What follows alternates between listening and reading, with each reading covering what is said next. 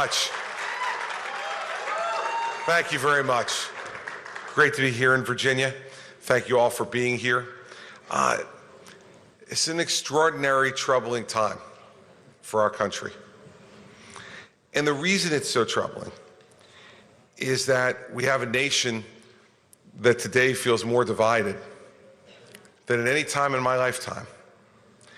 And we're divided in large measure because our leaders are not providing the type of clarity about what are the important priorities that the people want our country to be pursuing. The first and most important thing to me, not only as a governor, but more importantly as a husband and a father, is the safety and the security of my family. And I suspect you feel the same way.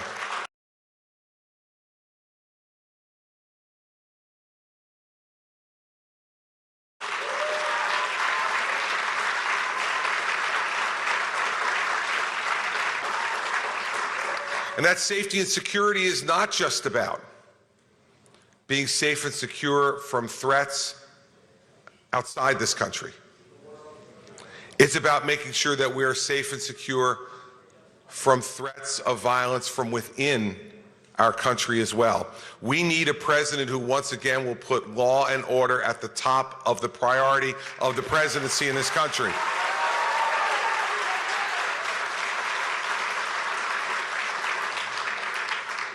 Our police officers, the men and women who stand each day to protect us, need to understand that the President of the United States and his administration will give them the benefit of the doubt, not always believe that what they've done is somehow wrong. We need to stand behind the men and women in blue in this country.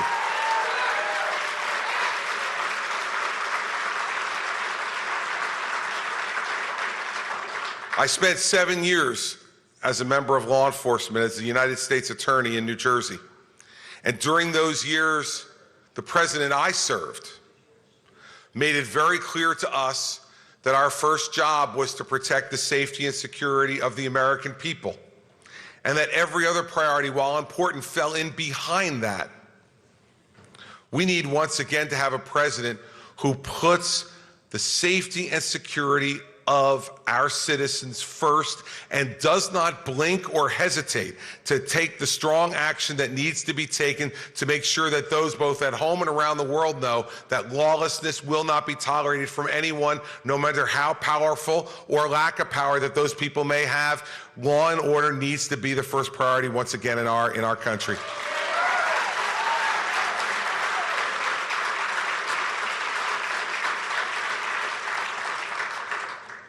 And in this coming election, there can be little question about where law and order stands and where lawlessness stands. The fact is that we had the spectacle last week of watching a director of the FBI twice in 1 week repeatedly say that the Democratic nominee for president lied to the American people, that the Democratic nominee for president put her own political convenience ahead of the safety and the security of the American people, an FBI director who said that the repeated assurances that Mrs. Clinton has given us over the course of the last year regarding her email scandal, in fact, in every material way were false. That's not a person who will stand for the rule of law. That's a person who will stand for the rule of her. And that's not what we need in the White House.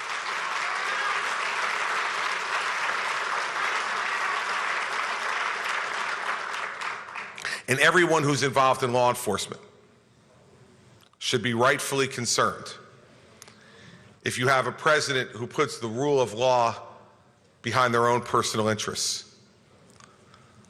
I support Donald Trump and have for quite some time because I know that he will be the type of president who will put the rule of law first, who will make sure that the law is enforced aggressively and appropriately, and who will put people in his administration who understand that the rules in this country and the laws of this country apply to everyone, not just the least powerful, but also the most powerful. They apply to everyone.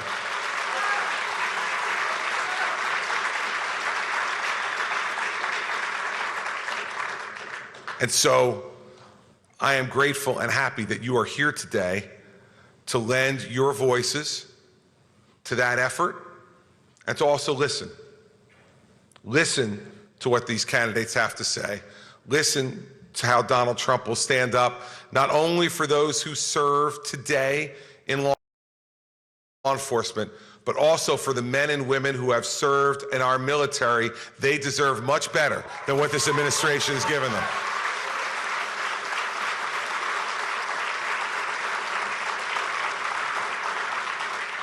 That will mean making tough decisions.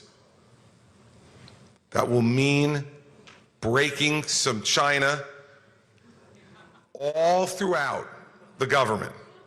It will mean stopping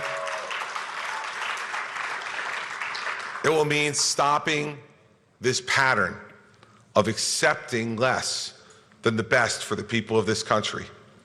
We need someone who has always demanded the best from everyone who has worked for him and with him, and who will place the interests of the American people first and foremost. That is the person who is going to be our Republican nominee next week, and it is the person who I firmly believe will serve this country best as the next president of the United States. We need to make sure that we go out there and fight as hard as we can to make that happen. There will be no could-have-beens, should-have-beens on the day after the election. It's going to be, we did it, we fought for it, we stood up, and we took our country back to law and order once again.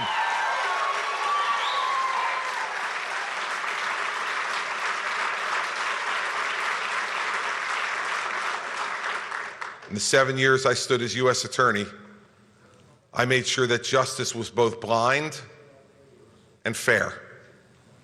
And we need to make sure that that returns to our country. It has left it in this administration, and we need to restore it. And that's why I'm so proud to be with the man that's here, and you're going to hear from him in a few minutes today, because he is someone who will make sure that he absolutely gives you the confidence every night when you put your head on the pillow that his #1 priority will be the safety and security of your family. Thanks so much for being here today. It's great to see all of you again.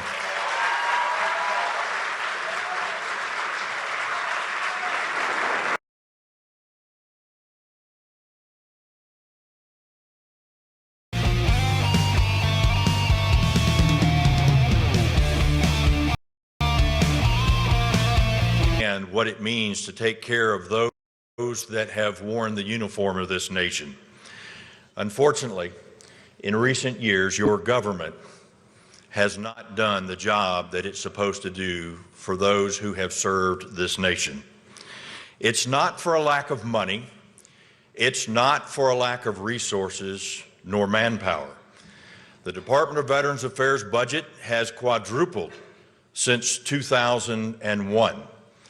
They have almost 350,000 employees, but the same department lurches back and forth every single day from scandal to scandal, and veterans continue to pay the price. What's missing is leadership at the top. As a candidate, Barack Obama promised veterans the moon. As the President of the United States, he has not delivered. His Department of Veterans Affairs has become a model of government dysfunction. What's worse is he refuses to defend a law that he himself signed that would give the Secretary of the Department of Veterans Affairs the ability to fire those that have done veterans wrong.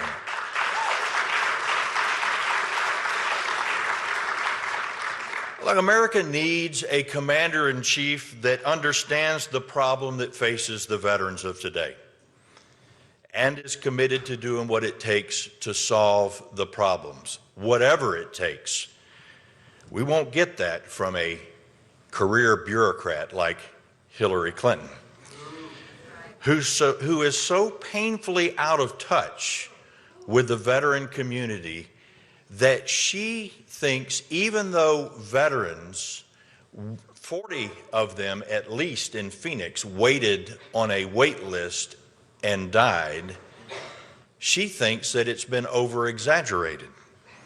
She can't solve the problems because she doesn't believe that there are any problems out there. And if she ends up back in the White House, which she won't, but if she ended up back in the White House, we would continue to see scandal after scandal within the Department of Veterans Affairs. But Donald Trump knows the challenges that face America's veterans today. He has the experience and the leadership that's necessary to boldly reform the Department of Veterans Affairs. He's built a fantastic business, one that's known all over the globe. That's precisely the type of person that we need to boldly reform the Department of Veterans Affairs. And unlike Hillary Clinton, Donald Trump doesn't view VA's problems as a fantasy that's been created by the opposition party. He knows that they're real, and he has a plan to fix them. And that's what we're going to hear about today. Ladies and gentlemen, it is my honor to introduce to you the next President of the United States, Donald J. Trump.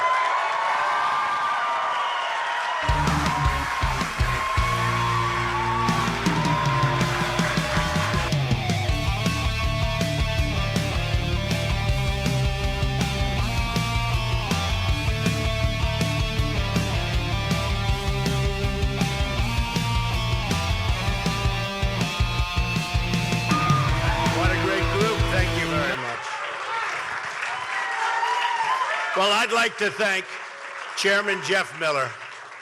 He's a terrific guy, and on behalf of all of those who have served this country in military uniform and for working with our campaign on developing real solutions for our truly great veterans. Thank you very much, Jeff. I appreciate it. Thank you.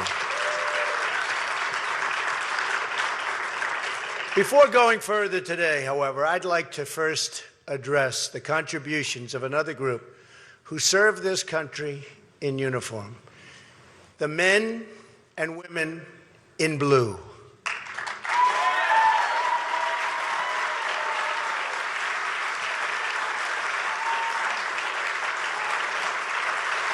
Thank you. Our police officers. We love our police officers. Thank you. That's very nice.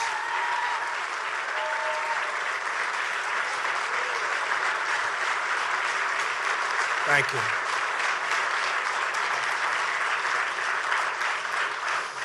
Our police officers rush into danger every single day to protect our communities, and they often do it thanklessly and under relentless criticism. They serve thousands of lives every year, perform countless public services every day, and yet their names will likely never appear in a single headline or media report. But I want our nation's police to know that we thank you from the bottom of our heart.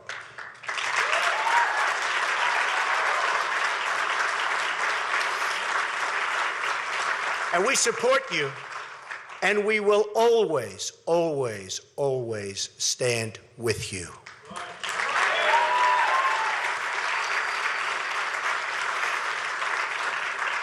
The attack on our Dallas police is an attack on our country. Our whole nation is in mourning and will be for a very long time. Yet we've also seen increasing threats against our police and a substantial rise in the number of officers killed in the line of duty. Very big rise. America's police and law enforcement personnel are what separates civilization from total chaos and the destruction of our country as we know it.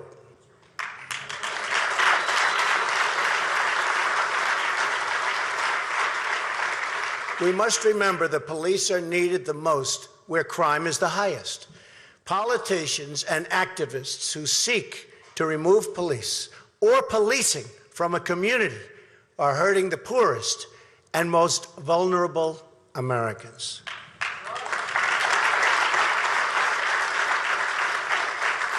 It's time for our hostility against our police and against all members of law enforcement to end, and end immediately, right now.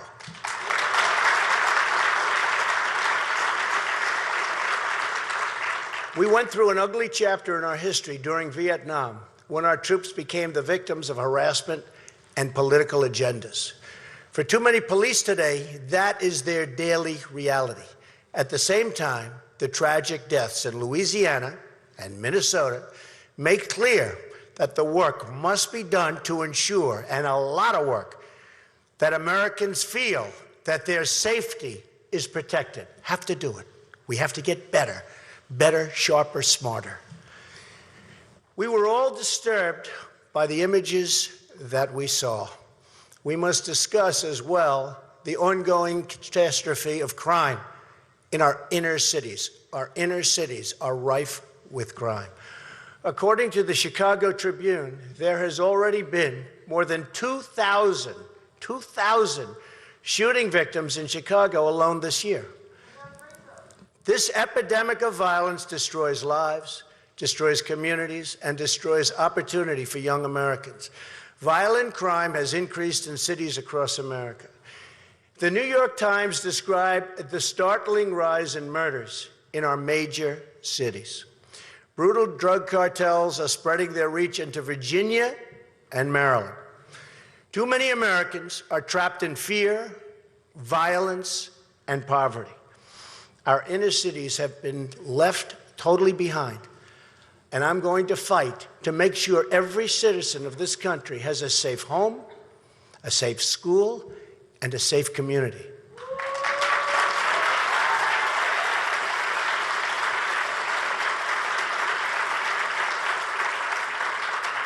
We must maintain law and order at the highest level, or we will cease to have a country.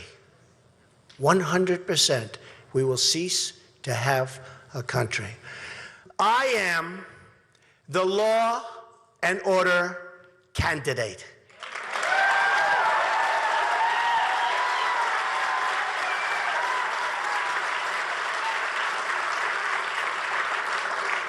Hillary Clinton, on the other hand, is weak, ineffective, pandering, and, as proven by her recent email scandal, which was an embarrassment not only to her, but to the entire nation as a whole, she's either a liar or grossly incompetent. One or the other. Very simple. Personally, it's probably both. Not only am I the law and order candidate, but I'm also the candidate of compassion. Believe it, the candidate of compassion. But you can't have true compassion without providing safety for the citizens of our country. Every kid in America should be able to securely walk the streets in their own neighborhood without harm. Everyone will be protected equally and treated justly without prejudice. We will be tough. We will be smart. We will be fair. And we will protect all Americans.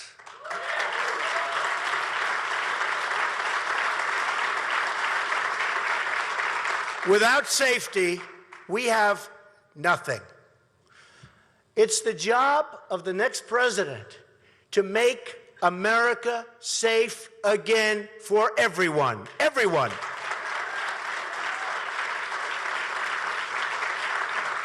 That promise of protection must include taking care of every last veteran, which was going to be the sole topic of today's speech prior to the horrible attack in Dallas. The men and women who have served in our armed forces represent the very best of America. Now is the time to follow their example of unity, public service, and selfless devotion to our nation. We made a promise, and we have to honor the promise that we made to these great heroes. You defend America, and America will defend you.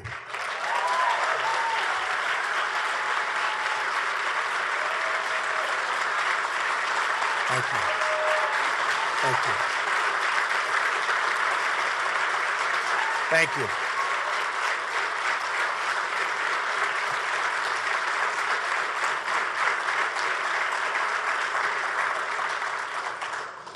But that promise has been broken by our politicians, like so many other promises our country has made, not only to its veterans, but to its citizens as a whole. President Obama has allowed our Veterans Affairs, health care, all systems, really denied them the help and the support, and really has to do it. We have to get on the ball. We have to do it right. Hillary Clinton recently said of the VA scandal that it's not been as widespread as it's been made out to be. That's a quote. She actually thinks that the Veterans Health Administration is well run. That's because she's been part of this rigged system for a long time. Perhaps it's easy for politicians to lose touch with reality when they're being paid millions of dollars to read on a teleprompter speeches to Wall Street executives instead of spending time with real people in real pain. The disconnect. Thank you. The disconnect in America is deep.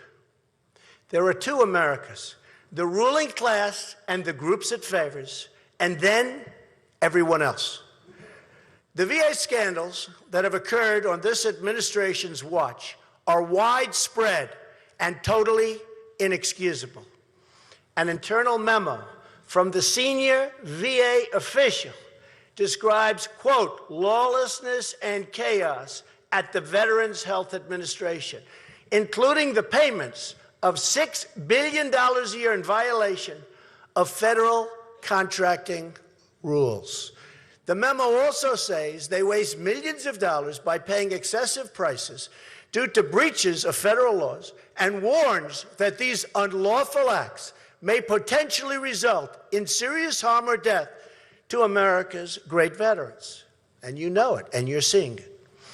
Even the White House's own Deputy Chief of Staff described, quote, significant and chronic systematic failures in Veterans Affairs, including a corrosive culture that has led to personal problems across the department with poor management and a history of retaliation against employees who raise issues, and very good issues. He said there is a lack of accountability across all grade levels. On that, he's correct. 40 veterans, just as an example, have died waiting for care in Phoenix.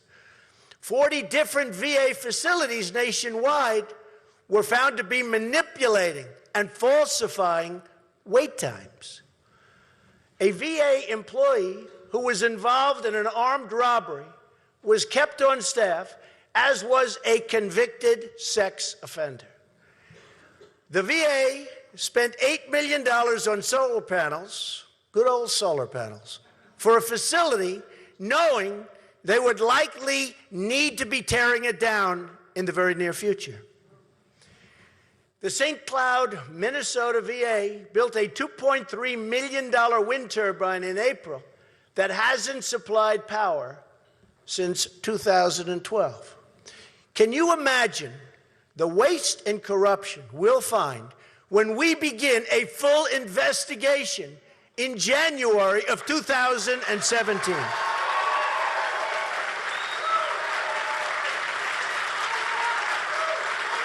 Thank you.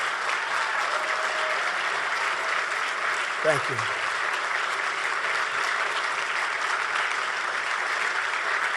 Thank you. Most of those responsible have still not been held to account.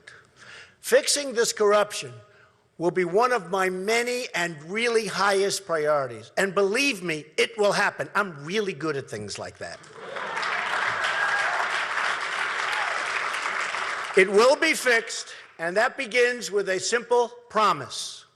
Every veteran will get timely access to top quality medical care.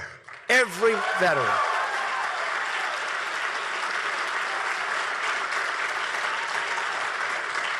Veterans should be guaranteed the right to choose their doctor and clinics, whether at a VA facility or at a private medical center.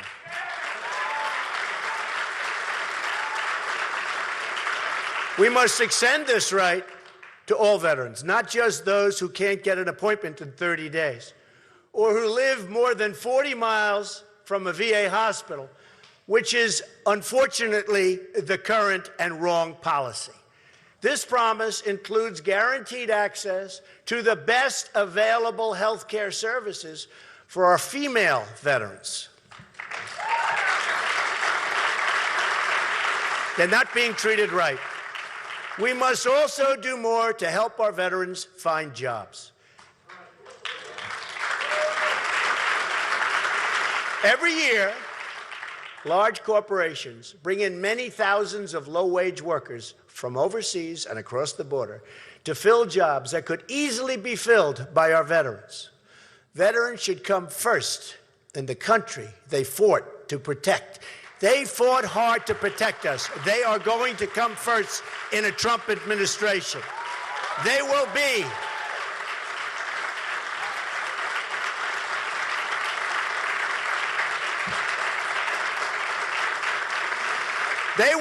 a part of America First. It will be America First from now on.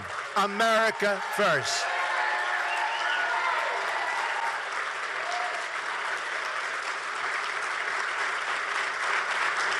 Thank you. Thank you. Veterans health care must also include the best mental health care.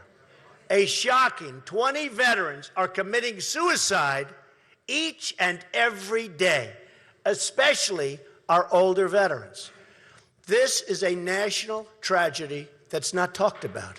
The evidence shows that if veterans are in the system receiving care, they are much less likely to take their own lives than veterans outside of this horrible, horrible, and very unfair system.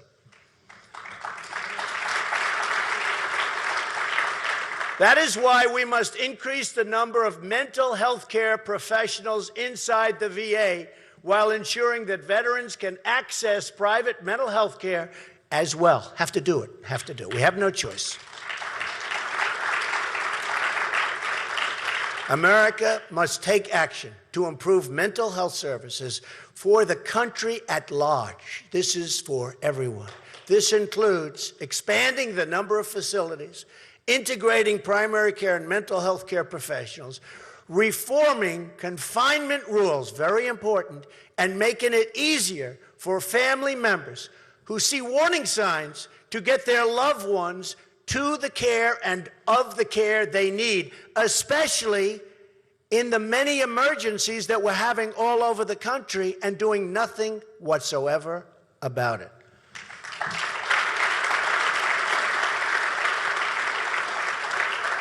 One of the most important reforms we can make is accountability. Right now, when VA employees fail our veterans, you can't discipline them. That's because of outdated civil service rules in need of reform. Have to do it. We like it, we don't like it, we have to do it. It's time. In fact, employees are given bonuses after making bad decisions.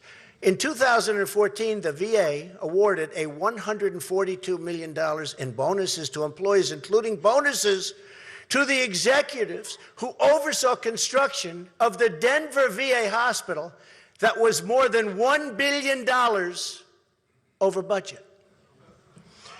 Two other VA executives signed abuse, and they really abused, it was terrible, abused their authority to obtain $400,000 in relocation benefits. Currently a scandal, and we're doing nothing about it. It doesn't have to be this way. As Veterans Affairs Chairman Jeff Miller just said, and will say all the time, the VA is not sacred. The veteran is sacred. The veteran is sacred.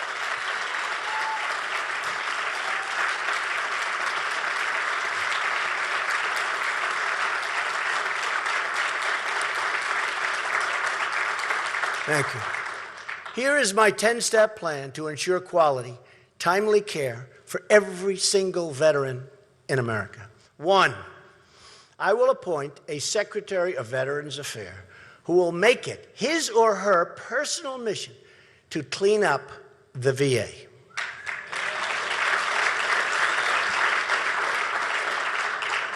And this will be a person of great competence. This will not be a political hack.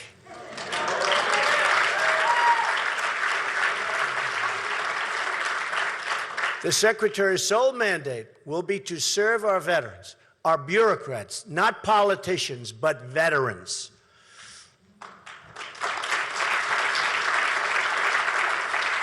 Amazingly, President Obama's VA Secretary recently downplayed concerns about waiting times by saying that people also wait in line at Disneyland. So what's wrong with that, right?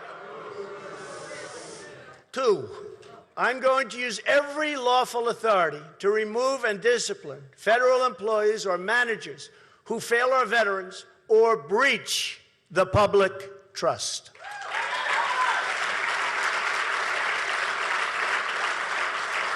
3, I'm going to ask Congress to pass legislation that ensures the Secretary of Veterans Affairs has the authority to remove or discipline any employee who risks the health, safety, or well-being of any veteran.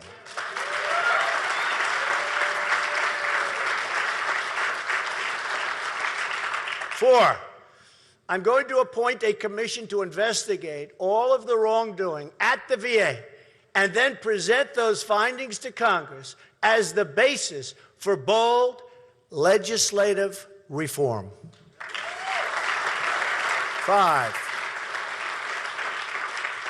I'm going to make sure the honest and dedicated people in the VA have their jobs protected and are put in line for serious promotions if they continue to do great work.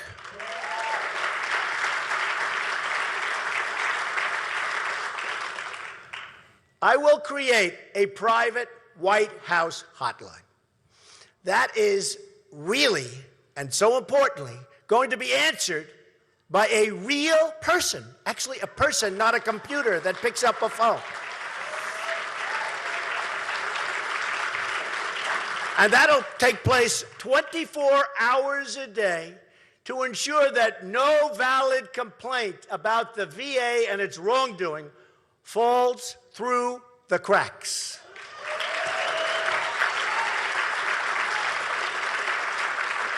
I will instruct my staff that if a valid complaint is not addressed, that the issue be brought directly to me, and I will pick up the phone and fix it myself if I have to. Believe me, I will fix it.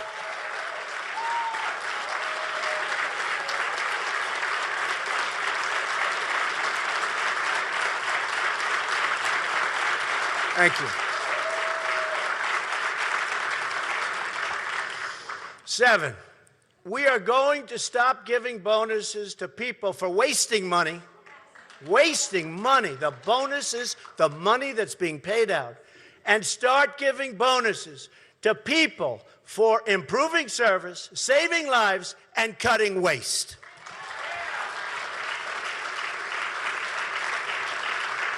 If an employee finds a smart way to save a large amount of money that also creates really better outcomes for our veterans, then a small, responsible portion of the money saved will be given as a one-time bonus, and the rest will be returned to the taxpayers, and it will be a lot.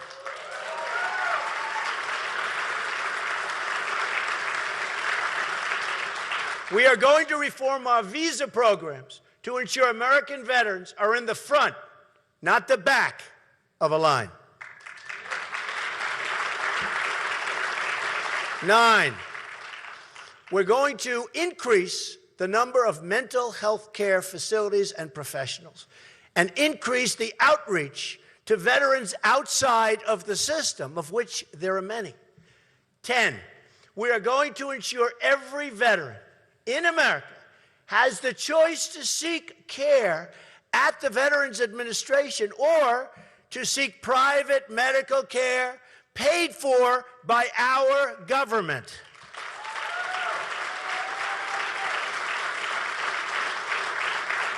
Never again will we allow a veteran to suffer or die waiting for care they so richly deserve. These are our great people. We need to clean out the corruption in government, and Hillary Clinton will never be able to do it. She's incompetent and has proven time and time again that she doesn't have what it takes. Doesn't have it.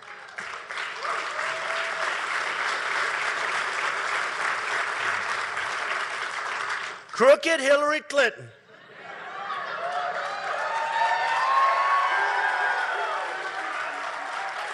sadly, crooked Hillary Clinton is the secretary of the status quo. And wherever Hillary Clinton goes, corruption and scandal follow. Just look at her life. Our country needs change, and she will never give us change. Never, ever, ever. The fact is, she helped create our rigged system. You saw that last week. Hillary Clinton's America is a country where the elite get one standard of treatment and everybody else gets second-class treatment. So true. And she couldn't care less. Despite what she says, she couldn't care less.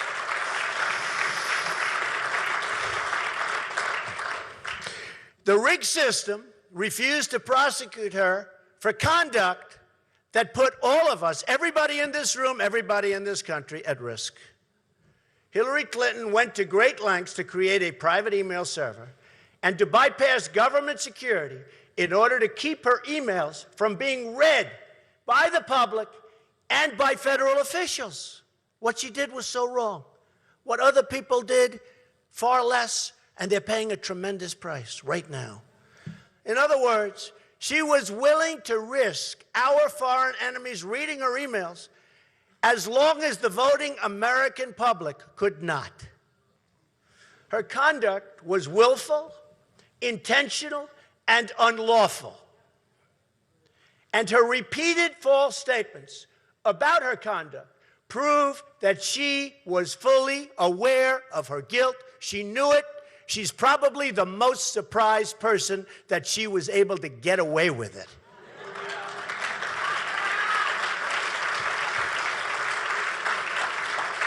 This was not just extreme carelessness with classified material, which is still totally disqualifying. This is calculated, deliberate, premeditated misconduct, followed by a cover-up that included false statements and lies to Congress, the media, and the American people. In fact, when the FBI interviewed her for only 3 hours during the 4th of July weekend, her interview was not recorded, and she was amazingly not even under oath. You didn't know that. She carried out her dangerous email scheme at the same time as her bad judgment and enthusiasm for regime change was unleashing ISIS all across the world. Afterwards, as a further demonstration of guilt, Hillary Clinton erased more than 30,000 emails as part of a cover-up. It's the only reason, part of a cover-up. Hard to believe what's going on with our country. The fact that she got away with all of this could be her single most impressive accomplishment. To me, it is. It's her greatest accomplishment. When thinking about her email destruction, let's not forget many foreign and corporate entities and other special interests with business before Hillary Clinton's State Department were making massive financial contributions, folks. These contributions were made to both the Clinton Foundation and to the Clintons directly. If elected, Hillary Clinton would become the first president of the United States who wouldn't be able to pass a background check. She would not be able.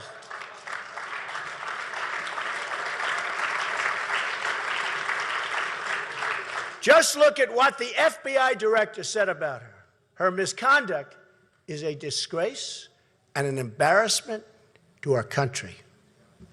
Clearly, Hillary Clinton thinks she's above the law. Come November, the American people will show her that she is not above the law.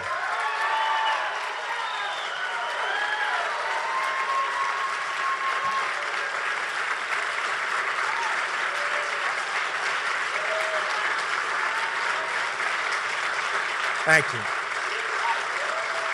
Thank you. The decades of decay, division, and decline will come to an end rapidly. The years of America's greatness will return. We are going to become, for the first time in a long time, one united country.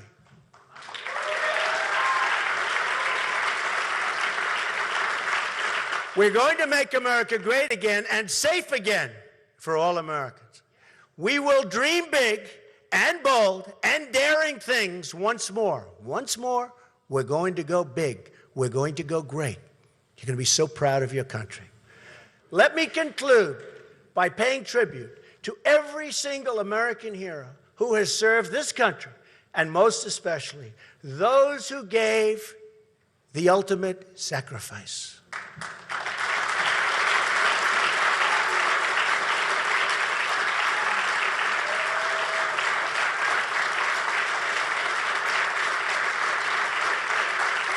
Thank you. Thank you. Our debt to them is eternal and everlasting. We are going to fight for our military and our law enforcement personnel the same way they have fought for us. We will be a safe, strong, and proud country again. Ladies and gentlemen, thank you very much. Thank you. Thank you.